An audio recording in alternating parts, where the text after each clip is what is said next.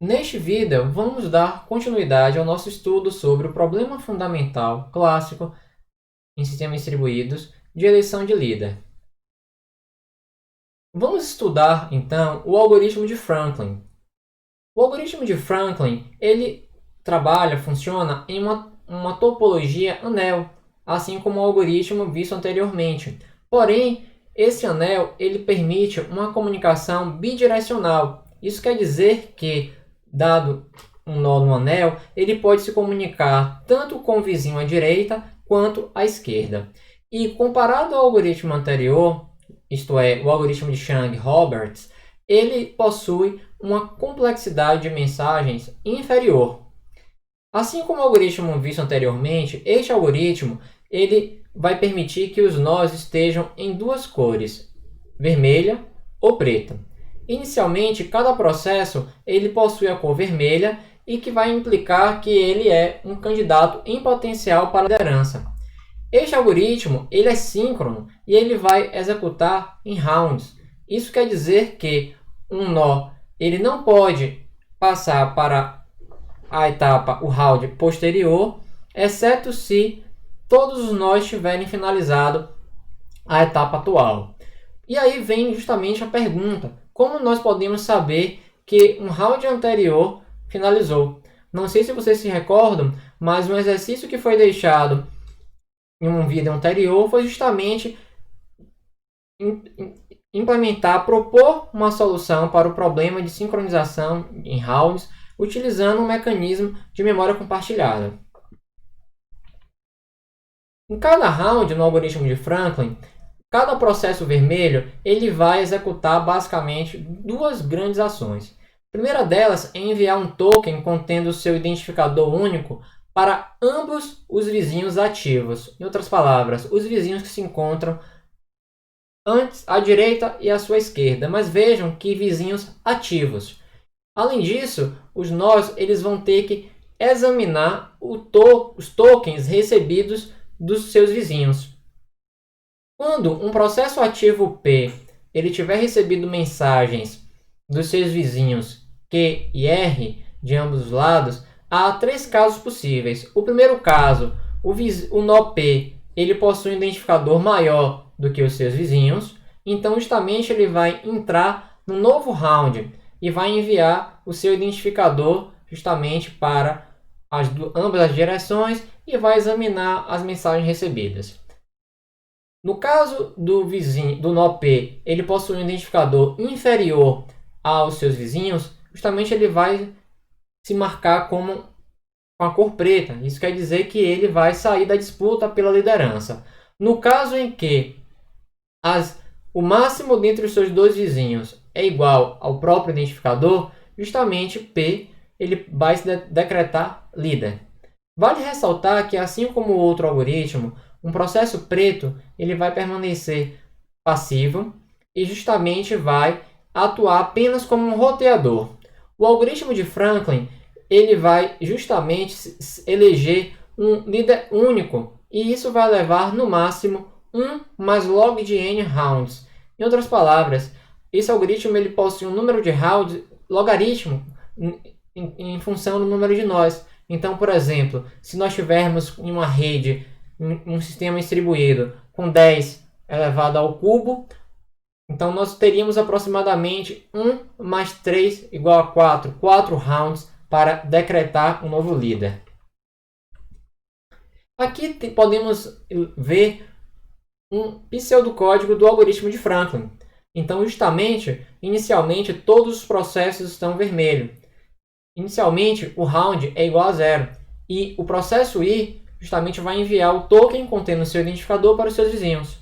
E o que vai executar de fato um processo I em um round? Ele vai enviar o seu token I para ambos os vizinhos, ele vai receber o token J de ambos os vizinhos e justamente vai começar a verificar se o seu token for inferior ao dos vizinhos, a sua cor é vermelha.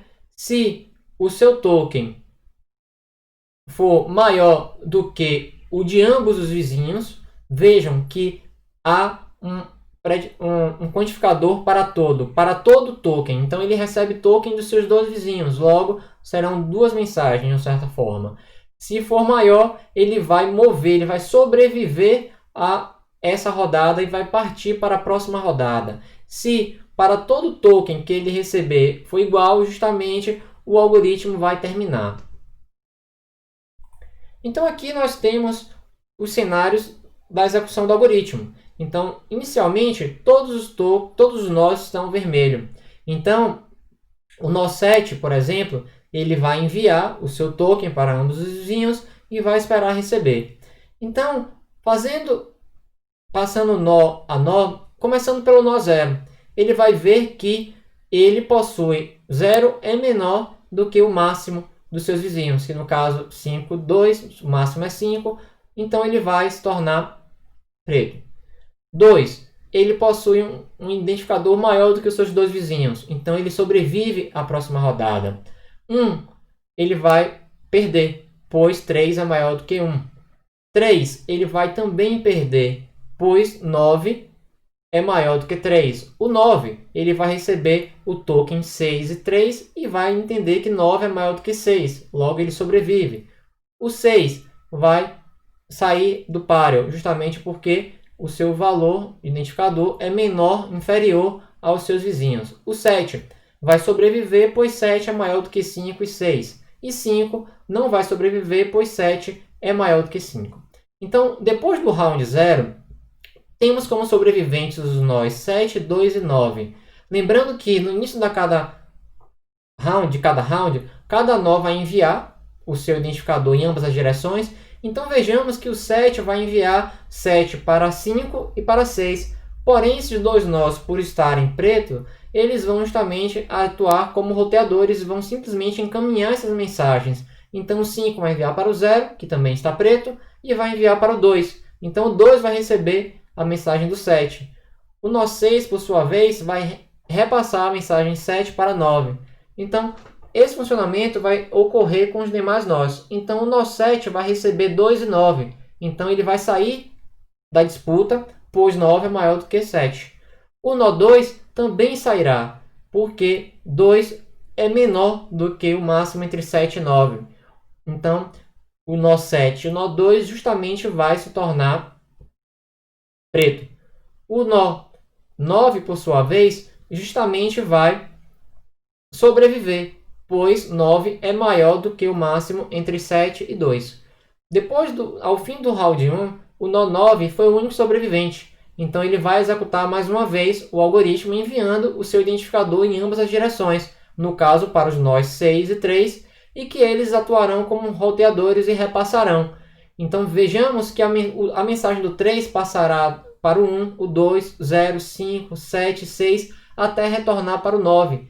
E a mensagem que foi enviada para o 6 será encaminhada para o 7, o 5, o 0, o 2, o 1, o 3, até retornar para o 9. Então, nesse momento, o 9 justamente vai determinar que o seu identificador é igual ao máximo dos identificadores.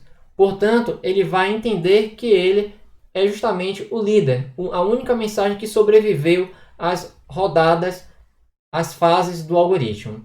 Então vejamos que o algoritmo de Franklin ele consegue baixar a complexidade em termos de número de rounds necessários, justamente utilizando uma rede, uma topologia bidirecional. Lembrando que não existe almoço grátis. Ele tem um custo associado que é justamente ter a necessidade de uma rede lógica em anel bidirecional, ao contrário do algoritmo anterior, que justamente era uma rede unidirecional.